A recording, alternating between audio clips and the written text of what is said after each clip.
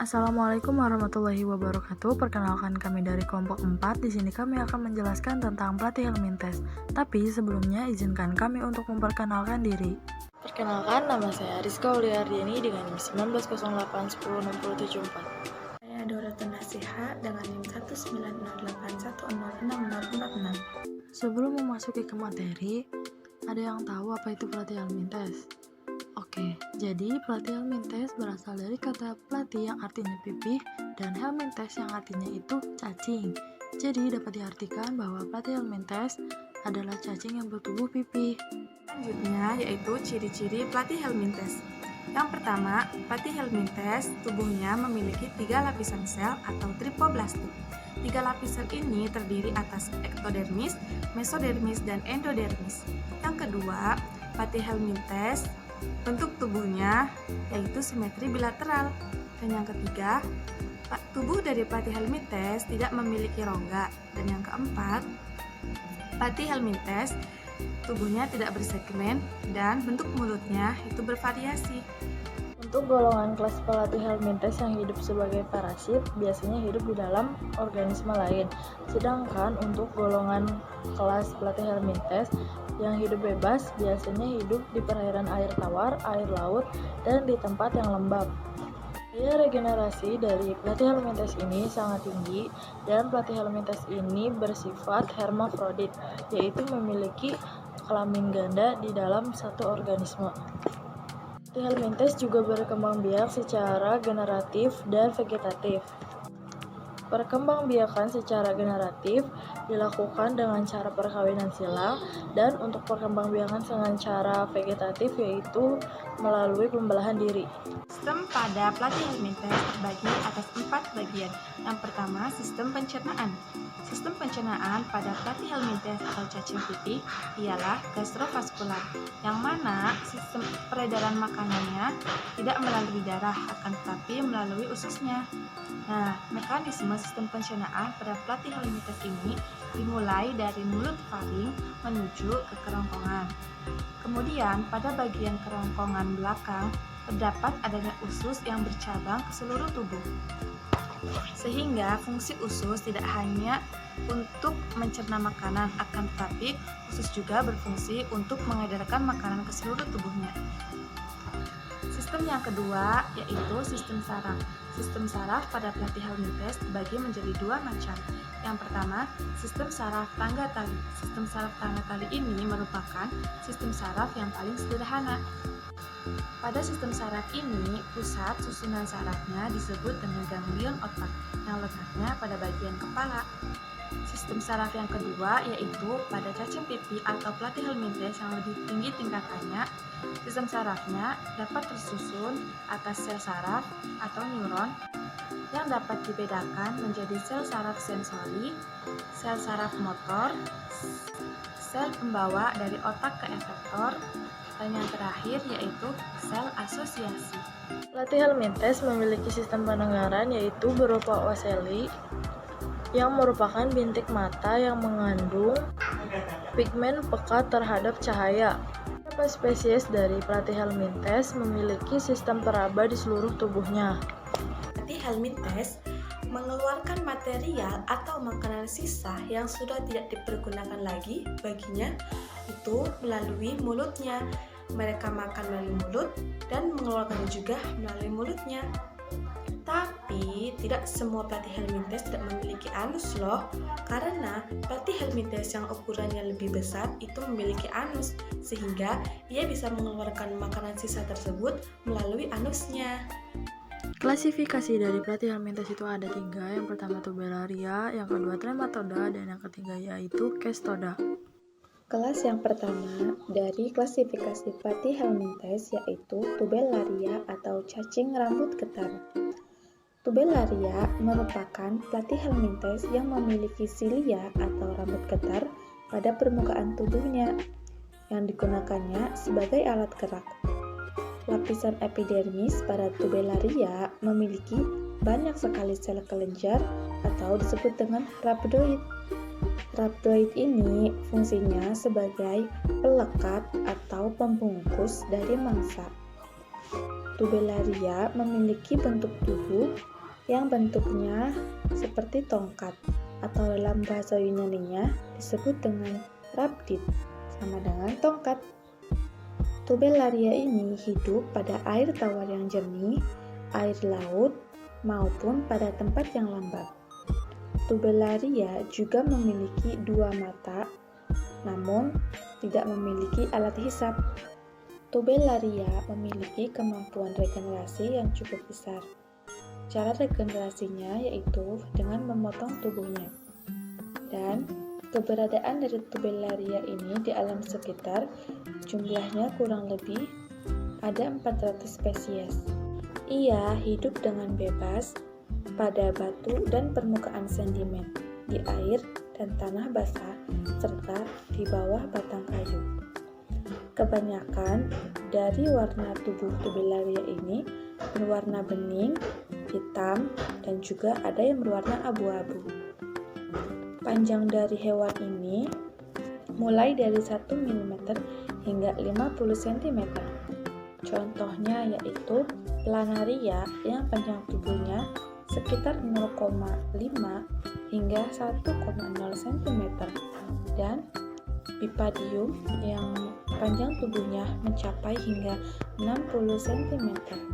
Kelas yang kedua pada klasifikasi Platyhelminthes yakni Trematoda atau cacing isap. Cacing isap berjumlah kurang lebih 1.200 spesies di seluruh dunia. Hidupnya pada tubuh hewan lain, yaitu sebagai parasit, dan bentuk dari tubuhnya umumnya berbentuk silinder atau seperti daun.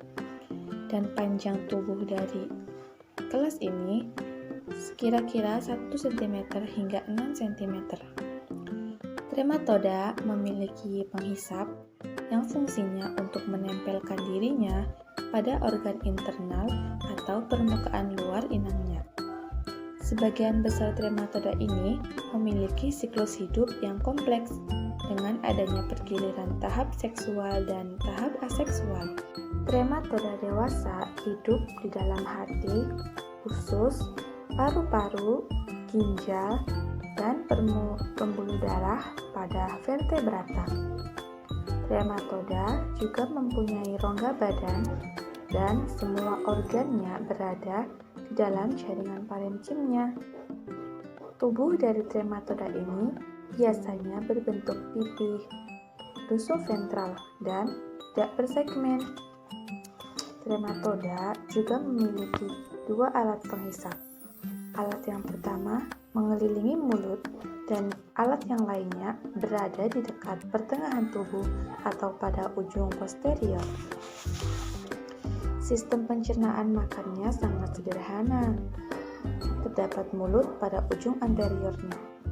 Kemudian, makanan dari mulut ini melalui faring yang berotot ke esofagus dan kemudian menuju usus. Dalam usus ini terbagi menjadi 2 sekum yang buntu. Sekum ini kadang-kadang bercabang dan percabangannya ini kadang-kadang sedikit rumit. Kebanyakan dari trematoda ini tidak memiliki anus dan sistem sarafnya sangat sederhana. Terdiri dari cincin dari serabut saraf dan ganglia yang mengelilingi esofagus, dan dari sini sarafnya berjalan ke depan dan ke belakang. Trematoda juga tidak memiliki sistem peredaran darah. Sistem ekskresinya tersusun dari sebuah kandung kemih posterior. Nah, sel ekskresi terdiri dari sebuah sitoplasma basal yang berisi inti dan sebuah vakuola yang berisi sebekas silia yang terbuka secara tetap ke dalam saluran pengumpul. Kemudian, sistem reproduksi dari trematoda ini sangat kompleks. Sebagian besar dari trematoda adalah hermafrodit. Klasifikasi dari Platyhelminthes yang terakhir yaitu Cestoda. Cestoda atau yang sering kita kenal dengan cacing pita memiliki bentuk tubuh yang pipih. Kemudian panjangnya ini ini antara 2-3 meter dan terdiri atas dua bagian, yaitu kepala dan tubuh. Bagian kepala ini disebut dengan scolex dan tubuh disebut dengan strobila. Kepala atau scolex ini dilengkapi dengan lebih dari 2 alat penghisap, sedangkan pada setiap segmennya menyusun strobila mengandung alat perkembangbiakan. Contoh cacing pita adalah Taenia solium dan Taenia saginata yang berparasit pada manusia. Taenia terdiri dari sebuah kepala bulat yang disebut scolex, sejumlah ruas yang disebut proglotit. Pada kepala terdapat alat hisap dan jenis Taenia solium ini mempunyai kait atau rostellum. Rostellum ini sangat tajam dan dapat mengunci cacing itu ke lapisan intensial inang. Cestoda ini bersifat parasit karena dapat menyerap sari makanan dari usus halus inangnya. Inangnya ini adalah manusia. Sari makanan diserap langsung oleh seluruh tubuhnya karena cacing ini tidak memiliki mulut dan pencernaan atau usus. Manusia ini dapat terinfeksi Cestoda karena manusia memakan daging hewan yang dimasak tidak sempurna. Inang perantara Cestoda adalah sapi pada Taenia saginata dan babi pada Taenia solium. Setiap proglotit mengandung organ kelamin jantan dan organ kelamin betina. Organ kelamin jantan yaitu testis dan organ kelamin betina yaitu ovarium. Tiap proglotit dapat terjadi fertilisasi sendiri. Proglotit ini yang dibuahi terdapat di bagian posterior tubuh cacing. Proglotit dapat melepaskan diri atau strobilasi dan keluar dari tubuh inang utama bersama dengan tinja dan membawa ribuan telur. Peranan pelatih helminthes adalah sebagai berikut. Yang pertama, planaria menjadi salah satu makanan bagi organisme lain. Yang kedua, Paragonimus sp, parasit pada paru-paru manusia, dapat menyebabkan gejala gangguan pernafasan yaitu sesak bila bernafas, batuk kronis, dahak atau sputum bercampur darah yang berwarna coklat, atau ada telur cacing. Yang ketiga yaitu Fasciolisis sp, parasit di dalam saluran pencernaan. Terjadinya radang di daerah gigitan menyebabkan hiperekskresi dari lapisan mukosa usus yang menyebabkan kita menjadi diare kronis. Selanjutnya ada Aeniasis, yaitu penyakit yang disebabkan oleh Taenia sp. Taenia sp ini adalah cacing yang menghisap sari-sari makanan di usus manusia. Selanjutnya yang terakhir ada Fascioliasis, disebabkan oleh Fasciola hepatica. Penyakit ini merupakan penyakit parasit yang menyerang semua jenis ternak. Hewan yang terserang parasit tersebut akan mengalami tanda-tanda sebagai berikut, yaitu nafsu makan turun, badannya kurus, selaput matanya itu pucat, dan mereka ini diare. Terima kasih atas perhatiannya, kurang lebihnya mohon maaf. Wassalamualaikum warahmatullahi wabarakatuh.